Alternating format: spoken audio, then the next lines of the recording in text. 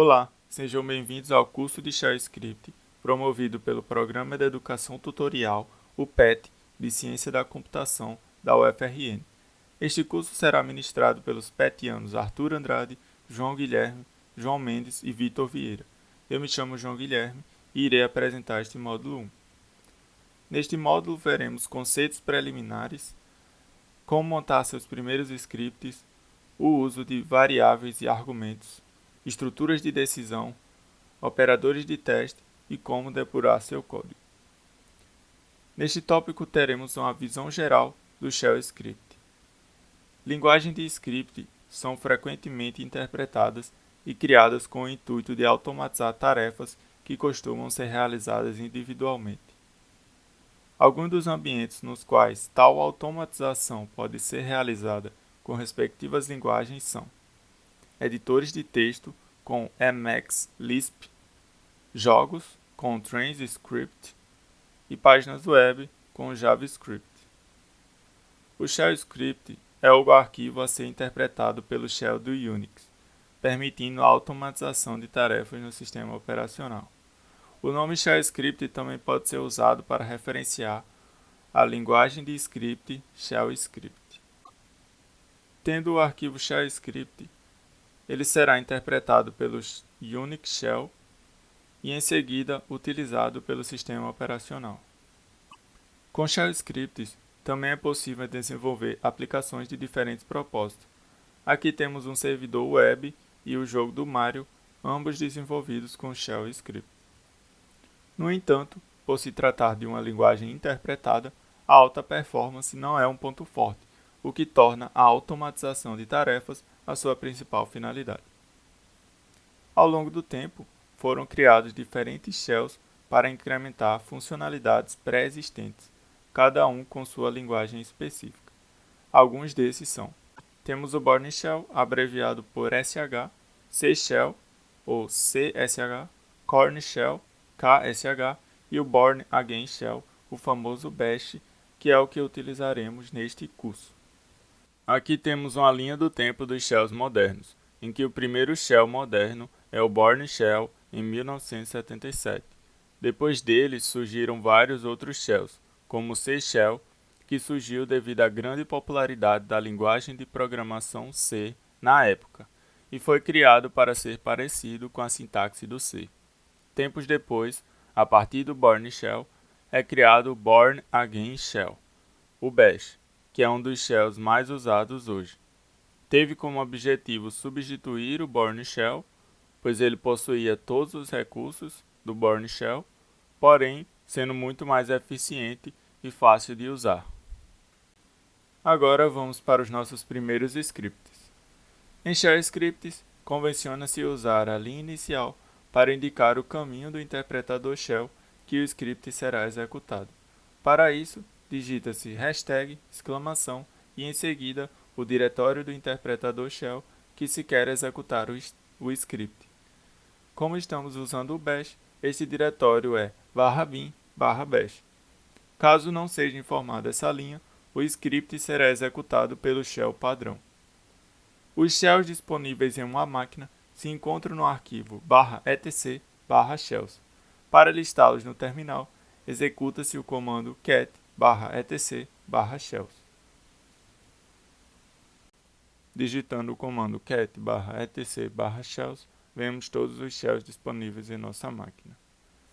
Já digitando o comando echo cifrão 0, vemos qual shell está sendo executado. Para executar outro shell, basta que digitemos o nome do shell. Digitando novamente echo cifrão 0, vemos que agora o bash está sendo executado. Mas para vermos o shell padrão, é através do comando echo cifrão shell. Para mudar o shell padrão, digita-se chsh-s e em seguida ou diretório, naquela lista de diretórios, ou cifrão with e o nome do shell. Digitamos a senha de root e ao digitarmos echo cifrão shell, vemos que ainda está o Z shell. Para isso, reiniciamos a sessão. Depois de reiniciada a sessão, ao digitarmos o comando echo cifrão shell, podemos ver que agora o shell padrão passou a ser o bash. Agora, iremos criar nosso primeiro script, em que iremos imprimir no terminal a mensagem Hello World através do comando echo. Para executar, digitamos /barra e o nome do script, só que não temos permissão de execução desse script. Para isso, digitamos chmod mais x e o nome do script. E agora conseguimos executá-lo.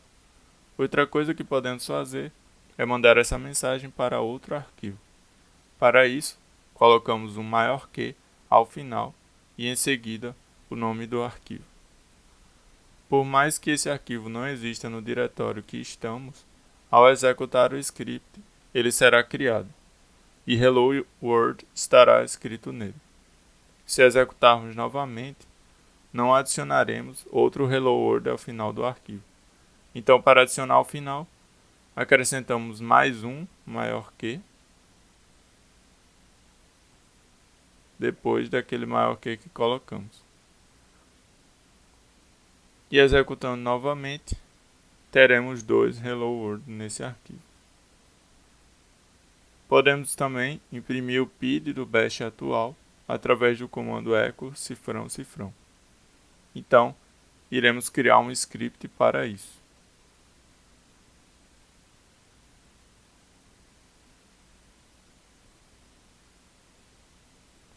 E ao executá-lo, veremos que o PID mudou. Então, qual a diferença da execução via bash e a execução via source? Na execução de um shell script com /barra, o que ocorre de fato é a abertura de um novo shell para interagir com o shell atual. Após a finalização da execução, alterações que foram realizadas são perdidas. Para que o script execute no shell atual, deve-se executá-lo com o comando source. Agora veremos o uso de variáveis em shell script. Uma variável shell é identificada por uma sequência de caracteres contendo letras, sejam maiúsculas ou minúsculas, dígitos e o underscore ou underline, mas não iniciada por dígitos, a qual armazena um valor. A inicialização é feita seguindo a sintaxe: o nome da variável igual e o valor da variável. Já o acesso é feito adicionando-se um cifrão antes do nome da variável, como mostra o exemplo abaixo. Temos a variável de nome número underline 1, que recebe o valor 1, e que será impressa através do comando echo, e para imprimir seu valor deve-se colocar um cifrão antes do nome da variável.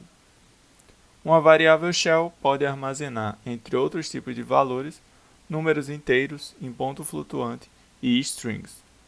No último caso, para que se aceite espaços, é necessário que a string esteja entre aspas, como no exemplo da frase Hello World, que tem um espaço. Então, para ser aceita como valor da variável variable, deve-se colocar entre aspas. Agora, criaremos um script com variáveis, em que irei imprimir duas mensagens no terminal, e após cada mensagem, irei ler uma linha através do comando read e armazenar em uma variável. Em seguida, irei mandar uma mensagem com o valor das variáveis para um arquivo cujo nome iniciará com o valor da primeira variável. Estou usando o argumento "-e" do echo para poder dar uma quebra de linha com /n. Dando permissão e em seguida executando o arquivo, colocarei o nome João e a idade 19. Note que o arquivo foi criado. Em seguida, vemos que a mensagem que enviamos foi para o arquivo. Executando novamente, digitarei Vitor e idade 20. Se olharmos o conteúdo do arquivo, veremos a mensagem que enviamos. No Unix, as variáveis são divididas em dois tipos quanto ao escopo, de shell e de ambiente. No primeiro caso, só quem tem acesso ao valor da variável é a própria instância do shell. No segundo caso, os processos filhos também. Caso um script seja executado com /barra, Os valores das suas variáveis são todos perdidos após a sua finalização. Uma variável de ambiente é criada quando se utiliza o comando export antes da inicialização. Aqui no terminal, olharemos o valor da variável de ambiente home, digitando o echo cifrão home. Criaremos um script para alterar o valor dessa variável. Para fazer isso, colocaremos home igual e alteraremos o valor. Ao executarmos com ponto barra, o valor da variável será perdido. Note que echo cifrão home será o mesmo do que estava inicialmente. Ao executar com source, teremos o valor que alteramos, que é /users. Agora tratando de argumentos. Argumentos podem ser passados para o script no momento da execução. Eles devem ser separados por espaços e podem ser acessados no script com cifrão n, sendo n um número no intervalo fechado de 0 a 10, representando a posição do argumento. Para obter todos os argumentos, utiliza-se o cifrão arroba. A quantidade de argumentos que foram passados pode ser obtida com o cifrão hashtag. Agora criaremos um novo script para utilizar argumentos. Este script será semelhante ao script utilizado com variáveis, só que nesse caso, em vez das variáveis, teremos os argumentos. Quando vamos executar, damos um espaço e colocamos cada argumento. Aqui colocarei Arthur e em seguida 19. Então o primeiro argumento será Arthur, o segundo 19. Diante disso, teremos o arquivo arthur.txt. Se imprimirmos o conteúdo desse arquivo, teremos a mesma mensagem daquele script de variáveis. Executando sem passar nenhum argumento, criaremos um arquivo chamado .txt, que será oculto, por isso não aparecerá. Se executarmos apenas com um argumento, note que o conteúdo do arquivo estará incompleto, faltando o segundo argumento. Agora, estruturas de decisão. Estrutura de decisão ou estrutura condicional no mundo da programação é quando temos de decidir se vamos ou não seguir um caminho dentro de nosso código. Ela é composta pela parte do condicional e pela parte a ser executada caso o condicional seja satisfeito, ou seja verdadeiro. Há mais de um tipo de estrutura de decisão em Shell Script. Temos o if, elif, else e o case. O if, elif, else é a estrutura condicional mais básica de toda a linguagem de programação ou script, diferenciando-se entre as linguagens apenas um pouco na sintaxe. O if é sempre o primeiro condicional a ser usado nessa estrutura de decisão. Caso quisermos encadear mais condicionais abaixo do condicional if e assim ter mais de uma possibilidade de decisão, utilizamos o elif. E o else é utilizado como estrutura de escape, em que nenhum dos condicionais acima dela foram satisfeitos, então o else é realizado. É importante frisar que, para utilizar o else, não é necessário que utilizemos obrigatoriamente o elif, e para utilizar o elif, não é obrigatório que utilizemos o else em seguida. Aqui temos a estrutura do if, elif e else. Iniciamos com o if, em seguida, entre colchetes, colocamos a condição que queremos satisfazer. Após isso, colocamos o then, para em seguida colocarmos aquilo que queremos que execute caso a condição seja verdadeira. Ao utilizar o elif, é a mesma estrutura do if, a única mudança é que em vez de if, colocamos elif. E no else, além do nome else de diferencial, não utilizamos o then após o else, como no elif e if. E ao final, colocamos fi, que nada mais é do que if ao contrário, para marcar o final da estrutura. Agora faremos um script utilizando o if, elif e else. Neste script iremos fazer uma pergunta ao usuário e, dependendo da resposta que ele passar, iremos imprimir uma mensagem diferente. Então, executaremos aqui, passaremos sim, ele imprimirá uma mensagem. Ao passarmos não, ele imprimirá outra mensagem. E ao passarmos, por exemplo, não sei, ele imprimirá outra mensagem, mas agora resultou em erros. E para resolver esse erro, o problema está em que, ao passar não, espaço sei, ele interpreta como se fossem dois argumentos. Então, para corrigir esse problema, colocamos entre aspas o valor da variável, que aí ele vai interpretar não sei apenas como um argumento.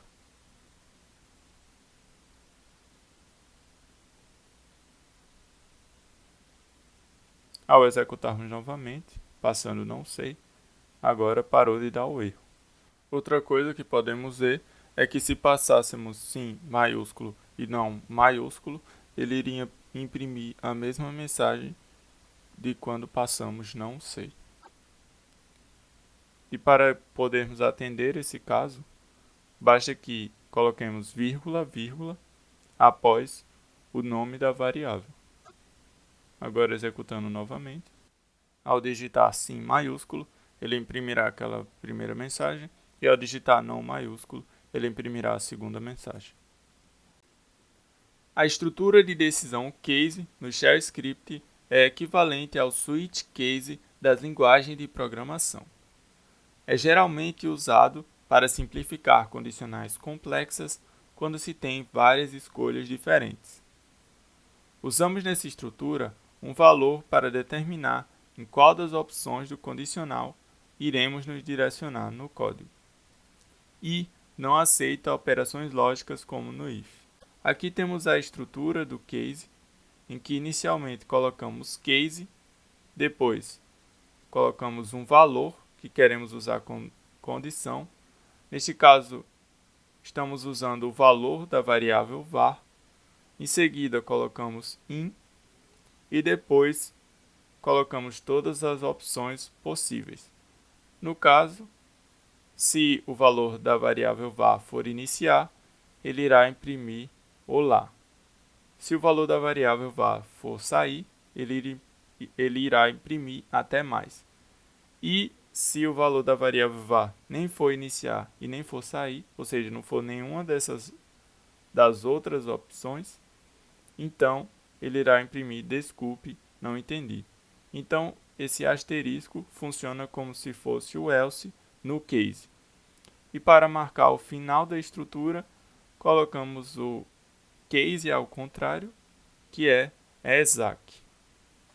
Agora, faremos um script com a estrutura condicional case. Mas observe esse script.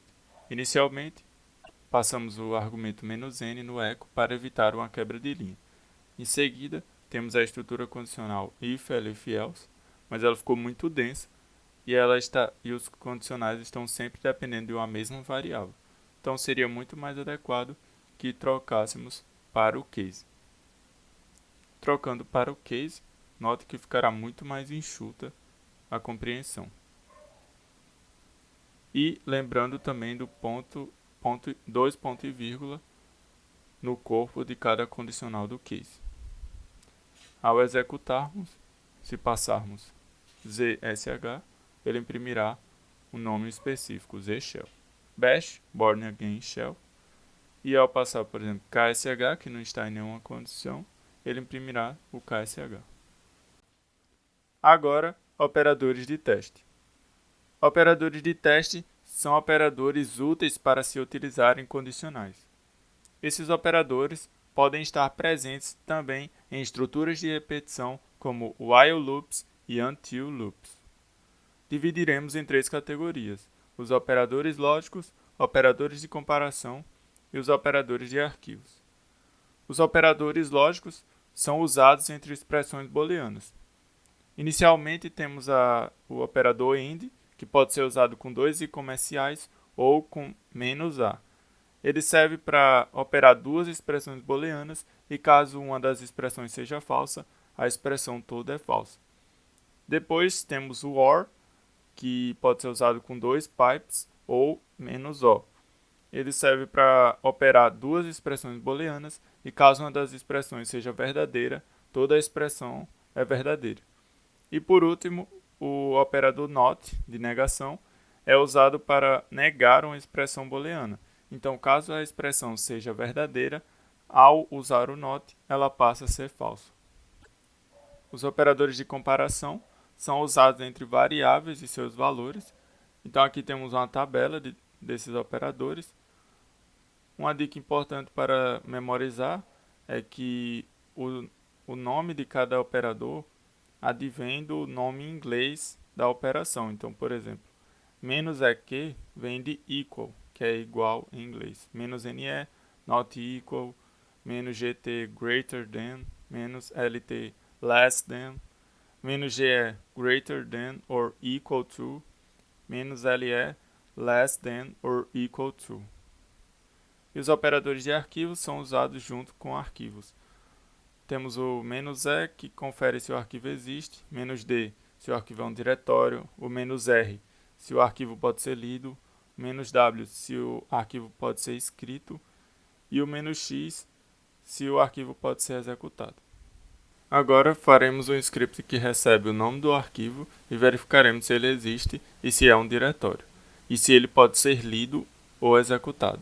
Imprimiremos mensagens diferentes dependendo da condição que ele satisfaça. Ele poderá imprimir as duas mensagens, já que são dois ifs e não um if e um elif. Executando e passando joão.txt, aquele arquivo que havíamos criado, note que ele imprimiu somente a segunda, já que não é um diretório, mas ele pode ser lido. Passando o script args.sh, ele também só imprimirá a segunda, já que ele pode ser executado e lido. Criando uma pasta e executando novamente e passando o nome dessa pasta, ele imprimirá a primeira, já que é um diretório. Agora, se colocarmos algo que sabemos que é verdadeiro, como 1 maior que 0, só dependeremos da primeira condição, que é o arquivo existir. Então, se passarmos, por exemplo, joão.txt, como fizemos antes, agora ele imprimirá a primeira mensagem, já que o arquivo existe. E por último, depuração. Por padrão, ao executar o script, o bash diz o local do erro. Porém, quando você tem milhares de linhas de código e se depara com vários tipos de erros, se torna mais difícil identificar o problema em seu código. Para isso, o que você pode fazer é depurar seu script, tanto o programa inteiro quanto trechos de seu código. Você pode depurar o programa inteiro digitando bash -x e o nome do script. E para depurar uma parte específica, você coloca set -x para dizer que a partir daqui você quer depurar. E ao final você coloca set mais x para marcar até onde você quer depurar em seu código. Estando com um script que possui erros, podemos depurá-lo. Para isso, colocamos bash -x e em seguida o nome do script. Note que agora ele mostrará quais partes do código que passaram. Podemos também colocar "-x" na linha inicial para que sempre que executemos, o código seja depurado automaticamente. Outra alternativa seria colocar trechos específicos do código para depurar. Para isso, colocamos, se eu quero depurar a partir dos condicionais, colocamos set -x e eu quero até o final do código nesse caso, set mais x para marcar. Executando novamente, veremos que ele não disse se passou ou não naquelas partes anteriores, só a partir dos condicionais. Caso você queira ter um estudo mais aprofundado em Shell Script, recomendo esse primeiro link, 3-Hour Bash Tutorial, do site Linuxint. Também recomendo o Bash Guide for Beginners, do site The Linux Documentation Project, ou TLDP. E também o último link, Shell Scripting Tutorial. E se você quiser ter uma leitura mais aprofundada sobre os diferentes shells Linux, recomendo esse link do Edureka. Estas foram algumas das nossas referências e até a próxima aula.